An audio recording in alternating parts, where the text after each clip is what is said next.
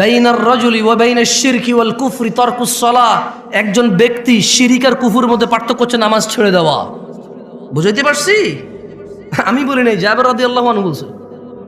বলেন না যে নতুন কথা বলছি। আরে ভাই আপনি শুনেন নাই, এটা 1450 বছর পুরনো। আপনার মুহাদ্দিসরে জিজ্ঞেস করেন না, জিজ্ঞেস করেন না আপনার এখানে আলিয়া মাদ্রাসার প্রিন্সিপালকে, জিজ্ঞেস করেন না আপনার মসজিদের জুমার খতিবকে, জিজ্ঞেস করেন না আপনার পাড়ার ডাবল টাইটেল পাস মাওলানাকে।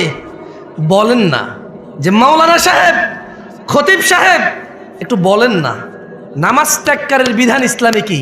বুখারী, মুসলিম, তিরমিজি, আবু দাউদ, মুসনাদ আহমেদ, বাইহাকি, মুআত্তা মালিক।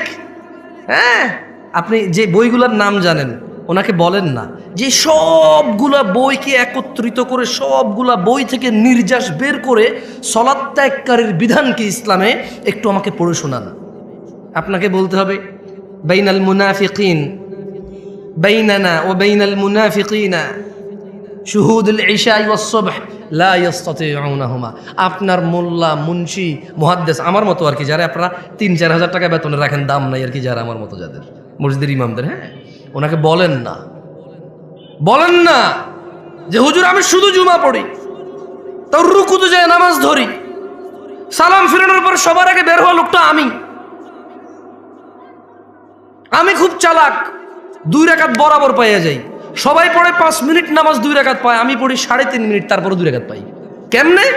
সবাই বুক আল্লাহু আকবারে যায় ধরছে নামাজ, আমি সোজা রুকুতে যাই পাইছি 1.5 মিনিট পড়ার পরে। তার মানে আমি টাইম সেভ করছি, দারুণ। আমি যে কি বুদ্ধিমান, আল্লাহ, আমি যে কি চালাক। ইমাম সাহেব আপনি বুঝেন না, আপনি জানেন না আমি কত ক্লেভার, আমি হেভি জিনিয়াস টাইপের জিনিস। হ্যাঁ, চিন্তা করেন তো, ওরা 5 মিনিট পড়ে 2 রাকাত, আমি 3.5 মিনিট পড়ে 2 রাকাত আমি। এবং ইমাম সাহেব নামাজ শুরু হয় আল্লাহু আকবার দিয়ে, শেষ হয় আসসালামু আলাইকুম দিয়ে। আমি আসসালামু আলাইকুম বলছি, সবার আগের লোকটা আমি বাইরে হয়েছি, তার মানে নামাজ শেষ, আমি নাই ওইখানে, আমি টাইম সেন্ড করছি। আপনি চালাক না?